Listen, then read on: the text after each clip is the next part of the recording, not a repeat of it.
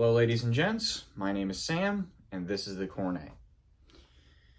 This video is going to be the first part of a multi-part series on what it takes to do a 4,000 mile road trip to a drag race in Arizona.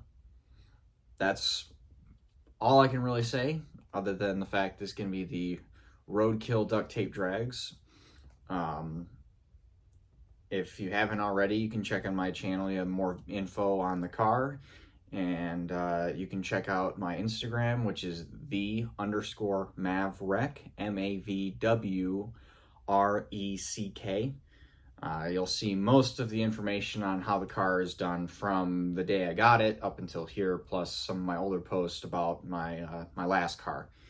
What we're going to be doing in this video is we're going to be going over some of the final preparations to get the car ready and the logistics of doing a 4,000 mile road trip, like how much it's going to cost and stuff like that. Now, obviously, numbers are going to be a little bit fabricated until I actually have the information. But there'll be the final part of this series will be actually how much did it cost and was it worth it? So this will be just the very beginning and me kind of just going over like the car and what's left to do and stuff like that. So let's jump right into it. All right, so we're in my humble little garage here. No power tools, no heat, no water, no nothing. And there she is. So this is the 1967 Dodge Cornet that I received from the gentleman at Roadkill. This was back in 2021.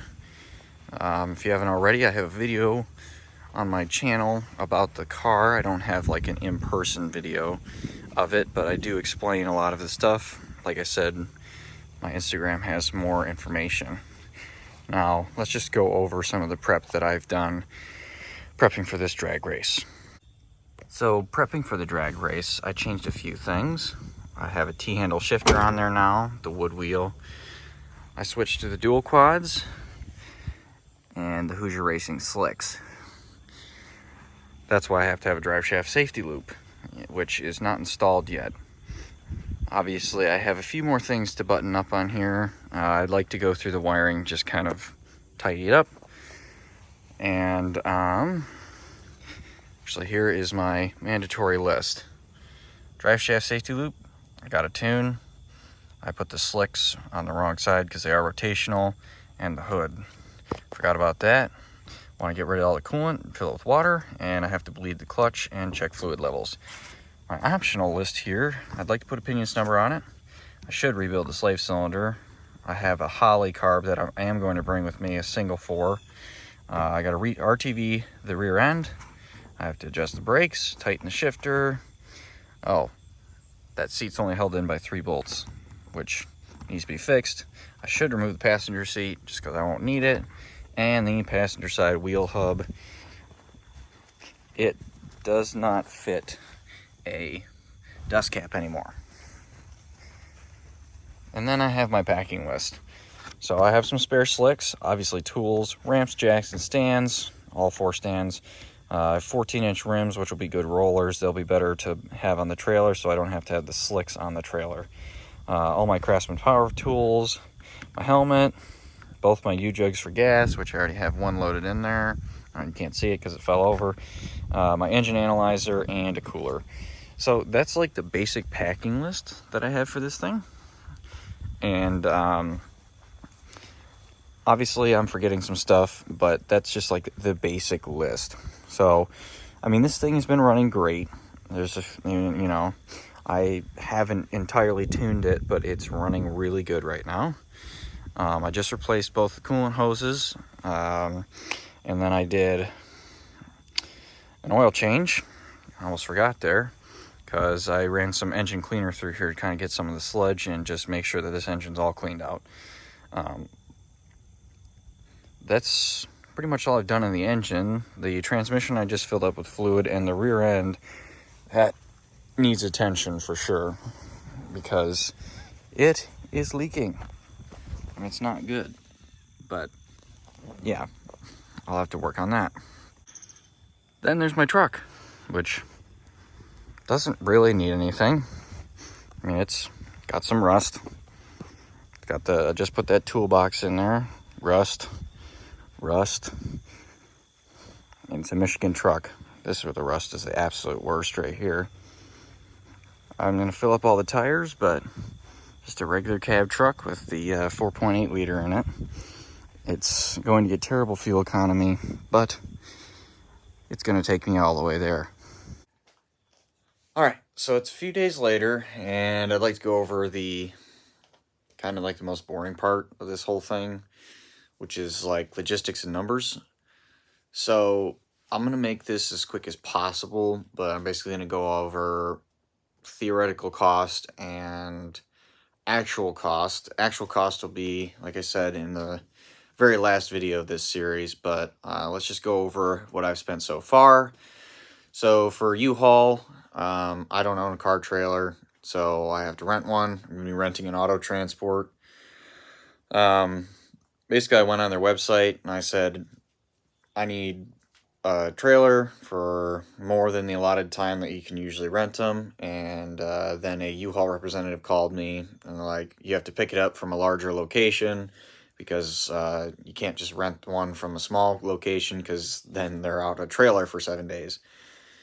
So I ended up having to go a little bit further to go get this trailer when I do end up picking it up. But with Michigan state tax, it ended up costing me $400 to rent it. Now, obviously, it might have been cheaper to buy a trailer and just sell it when I got back.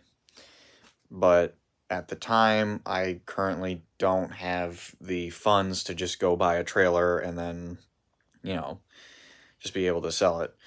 And then hotels ended up costing me somewhere around the range of $200 because there's only two of us, so we just needed a single room. We decided to stay at an Airbnb because I do have people flying in and meeting me there, such as even my father and my grandpa are going to be there, but they'll be staying in a hotel. Me and my friends, we got an Airbnb and split 5 ways. It was only $64 a person. Now that's pretty darn good, especially because we'll have parking for multiple cars, sleeping arrangements for 6, even though there's only 4 of us going now. But yeah, no, it ended up being around $300 for the 6-person room, and then split however many ways. I don't know. It basically was $64 a person. So there's, let's see, 400 plus 300 plus 200. That would be $900 right there, just in a trailer and places to stay. Fuel, I've done the math a few times with a few speculative numbers, and depending on my fuel economy, which should be somewhere between 7 and 12 miles to the gallon, my cost of driving there should be anywhere from $1,300 to $1,900. It should be under $2,000 for sure. I mean, I'm not going to be driving like 85 miles an hour all the way there. I'm going to be doing like 70, 75. So, you know, I'm going to be doing whatever the speed limit is. I know that's over what the U-Haul usually tells you to do, but you know, I've towed with the U-Haul trailers before with the Cornet on it. It's got enough tongue weight to where it doesn't just, or it's got enough weight on it to where it doesn't flail around at 70 miles an hour. And trust me, I've overloaded a U-Haul auto transport before, and they get scary when they start to go. But, you know, my goal is to try and keep this trip as budget conscious as possible while still having fun. That's why I said budget conscious instead of budget oriented, because there have been ways that I could have cheaped out even more. I could have put the camper topper on the back of my truck. I could have slept in my truck the whole time, and all that stuff. And it's just like, why? This trip isn't just for me. Like, if it was, then yes, I would, and this trip would have cost a whole lot less, but I'm doing it for the experience and and I'm not the only one going. So that's why I had to spend a little bit more money than I originally wanted to, but I'm all for it. And if I can keep the trip under 2,500 bucks, great, awesome. I'm probably not going to, but that'd be awesome because I'm currently trying to sell a truck to pay for this entire trip, so I don't have to dip into my own paychecks. But anywho's and what's, that's the basic premises of what's going on. I know I titled this video Preparations and Logistics, but we're not really doing much of the prep. Tune in next video, I'll be doing more prep and getting ready for the road trip itself. And then I believe part 3 is going to be day 1 of the road trip, including the night prior where I'm all loaded up and stuff like that. And I'll go over my full packing list. I mean, minus my personal items, but I'll go over what I decided to pack, and you guys will see it first, I guess, other than me, myself, and my buddy, if I was prepared or not. So stay tuned for that. I'll be doing some more preparation in the next video, and then yeah, I hope to see you guys next time, and bye-bye.